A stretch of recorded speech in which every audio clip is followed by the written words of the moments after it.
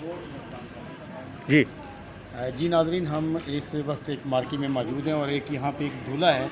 सब ने आया, खाना खाया, खाना खा के पूरी बारात की बारात चली गई, लेकिन दूल्हा सर पकड़ के वहाँ पे बैठा हुआ है। ज़रा मेरे साथ है, मैं आपको दिखाता हूँ। ये पहले देखिए, खाना खुना सारा चल चुका है, मेहमान जा चुके हैं, दूल्हा बैठा हुआ है, उसको भी आपको दिखाता हूँ।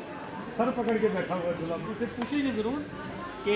पूछेंगे ज़रूर कि दूल्हे नहीं है। ये देखें, ये हालत भी दिखाएं सर, ये खाने की भी हालत दिखाएं। क्या भाई, अफसोस हुआ यार दूल्हे भाई, बहुत अफसोस हुआ यार।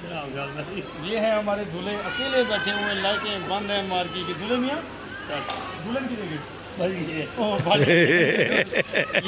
कह रहे हैं कि दुल्हन बच गई है। सर के कहते ना कि दुल्हन घरों बच गई, तो मार्केट तो ही बच गई दुल्हन। दुल्हन नहीं होती में वाला क्या इरादा? रोटी खवा रही थे, रोटी भी खवा रही थे, मेहमान भी चले गए, दुल्हन बच गई। हूँ अल्लाह की मर्जी थी, अस क्या कर दो, के